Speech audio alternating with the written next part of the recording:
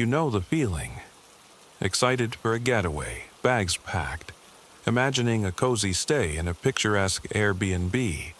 But sometimes, that dream escape turns into a nightmare. Behind the charm of a vintage decor or a remote cabin, some properties carry a history that can't be scrubbed away, no matter how much they clean the place. Today, I'm sharing 3 true stories of travelers whose Airbnb experiences turned out to be more chilling than they ever imagined. These tales will make you reconsider your next booking. Let's dive into the darkness.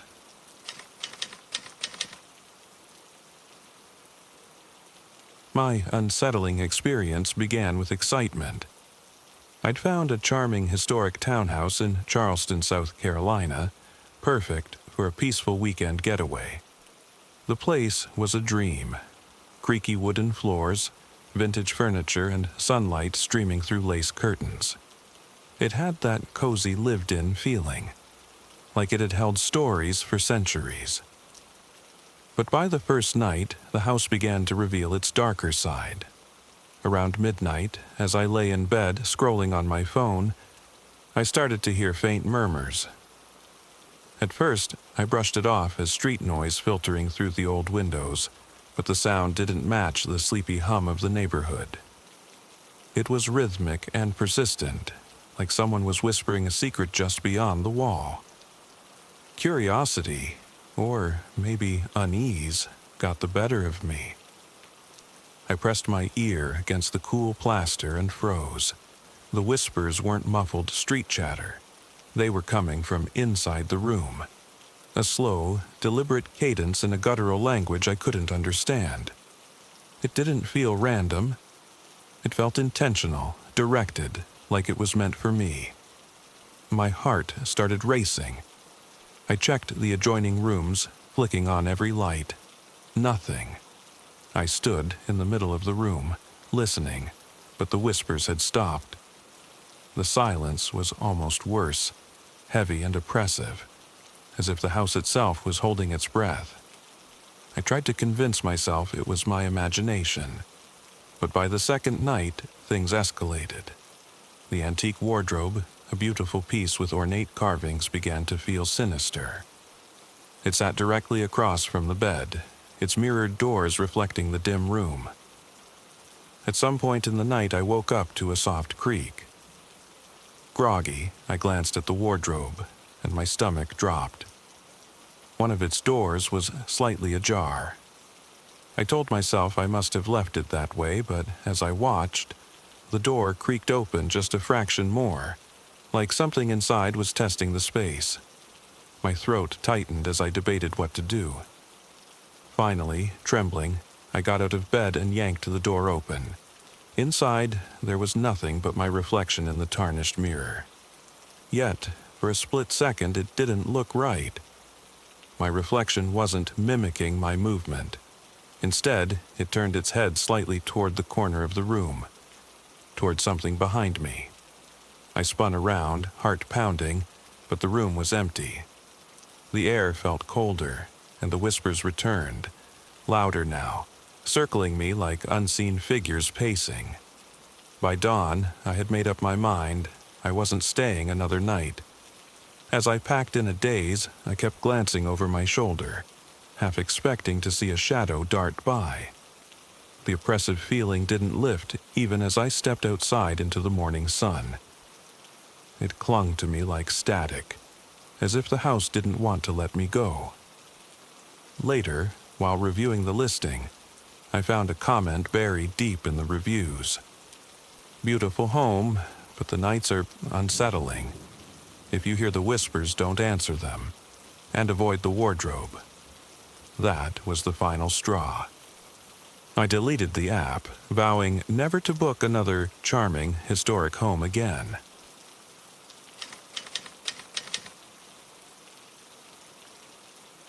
For our anniversary, my partner and I booked a secluded cabin deep in the woods of Vermont. It was advertised as a digital detox destination. No Wi-Fi, no cell service, just the quiet hum of nature. The photo showed a cozy, single-story cabin surrounded by towering pine trees, with a small stream running nearby. It seemed like the perfect escape. The first day was idyllic. We hiked winding trails, breathing in the crisp mountain air. As the sun set, the cabin became a warm refuge against the growing shadows. The fireplace crackled as we played cards by lantern light, laughing and enjoying the rare silence of being offline. But that peace didn't last. Around midnight, I woke up to a sound. It was faint at first, like something brushing against the walls of the cabin. I tried to ignore it, but then it grew distinct. 3 deliberate knocks, evenly spaced. I froze, my heart pounding in my ears. Nudging my partner awake, I whispered about the noise. Together, we strained to listen. Knock, knock, knock. This time, it came from the large picture window in the living room. Grabbing a flashlight, I tiptoed into the darkened room, my partner following close behind. The beam swept over the furniture and walls. Nothing seemed out of place, but I couldn't shake the feeling that we weren't alone. My partner tried to laugh it off, saying it was probably a raccoon or a tree branch, but their voice wavered, and their hands trembled as they pulled the curtains shut. We went back to bed, though sleep felt impossible. I stared at the ceiling, skin prickling with unease, certain I was being watched. Eventually, exhaustion claimed me. The second night, things escalated. The knocking came back, louder and closer. It wasn't just on the walls. It moved to the windows, the door, even the roof.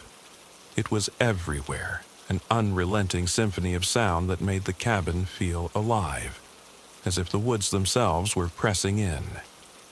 My partner sat on the edge of the bed, whispering that we'd leave at first light, but their eyes darted to every shadow in the room.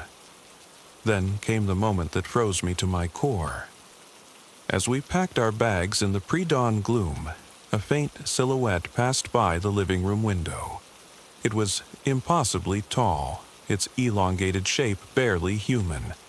The lantern's light flickered, casting shadows that seemed to ripple unnaturally across the walls. The whispers started next, low, guttural, and coming from everywhere at once. My partner grabbed my arm, and we bolted for the door, too terrified to look back.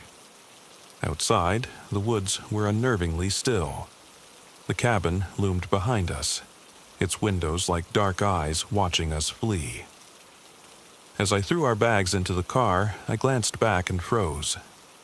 On the window was a single, smeared handprint.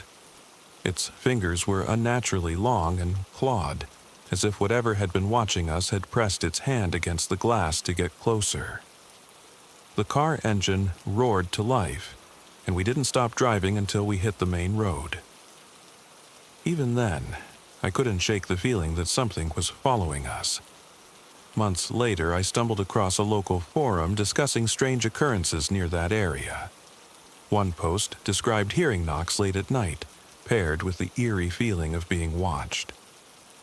Another mentioned handprints left on windows, always too high, too far, or too distorted for a human to make.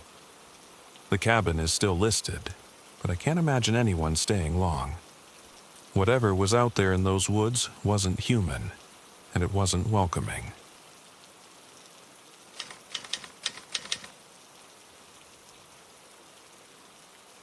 It was supposed to be the perfect deal. I'd booked a week-long stay in a converted Victorian home in upstate New York for a fraction of what similar places cost. The host mentioned that the basement was locked for storage, but that seemed fair. It wasn't like I had any reason to go down there. The house itself was stunning. High ceilings, intricate crown moldings, and antique furniture gave it a regal air, but it also felt heavy. There was a stillness to the air, as though the house was holding its breath, waiting for something. The first night passed uneventfully, but on the second night I woke up to a strange sound. It was faint at first, like the low hum of a refrigerator, but it seemed to come from directly beneath me. My room was situated right above the basement. I tried to dismiss it as old pipes. Victorian homes creak and groan. At least, that's what I told myself. But as the hours dragged on, the sound grew louder. It wasn't a hum anymore. It had transformed into a low, mournful wailing.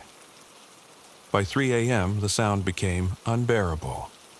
I grabbed my phone and headphones, trying to drown it out with music. Eventually, I managed to fall into a restless sleep, but the unease lingered. The next morning, as daylight filtered through the windows, my curiosity got the better of me. I went to the basement door and gave it a light tug. It didn't budge. The lock was solid, and there was no key in sight. Yet, I couldn't shake the feeling that something, or someone, was on the other side. That night, the wailing returned, louder and more erratic. It was no longer a single sound, but a symphony of anguish. It wasn't just coming from beneath me anymore. It felt as though the whole house vibrated with it. Suddenly, a loud crash echoed from the basement. My heart leapt into my throat. It sounded like something heavy had been thrown against the door. I grabbed my phone instinctively, though I wasn't sure who I could call at this hour. As I crept down the stairs, the air grew colder. The hallway felt endless, each step echoing louder than the last. When I reached the door, my breath caught. It was slightly ajar. I swear it had been locked earlier. My hands trembled as I gripped the handle, pulling it open just enough to peer inside.